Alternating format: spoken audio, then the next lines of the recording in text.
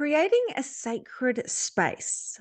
This is something that I really deeply honor before I do reading. So, yes, I can absolutely read and tap into my psychic abilities at any time, at any space.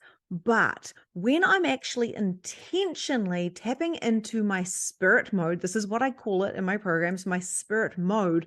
I'm going into a mode where I'm letting spirit know that I'm available for information. I'm letting my body know that I'm available so it can go into a regulation space where it can receive. So it's a receptive mode while we're in spirit mode.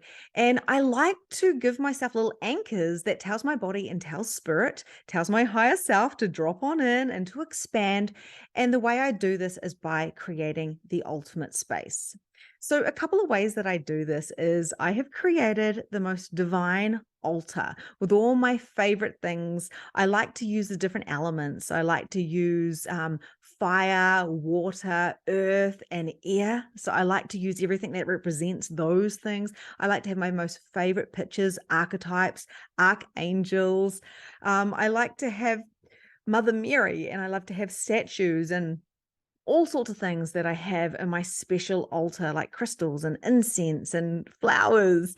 So, this is a special place and space that I create daily to come to sit in my devotion practice as I tap into spirit. Now, I highly recommend you do that, have some playing with it.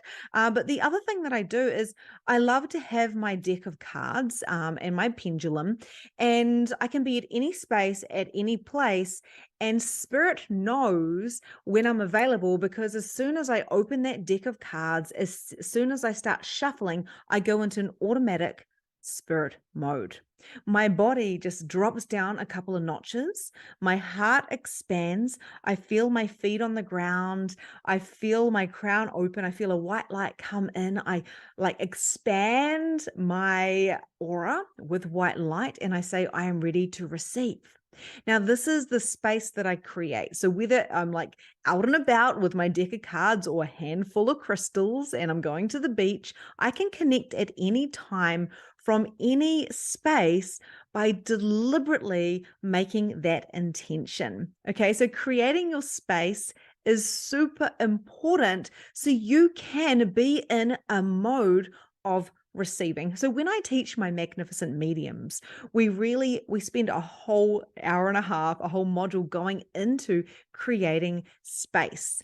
And of course, in the next step, we're going to go into even deeper. We're going to go into entities and then we're going to go into the energies because in this space as well, we want to start using our magic, start using our intuitive abilities to start tapping into what is around us.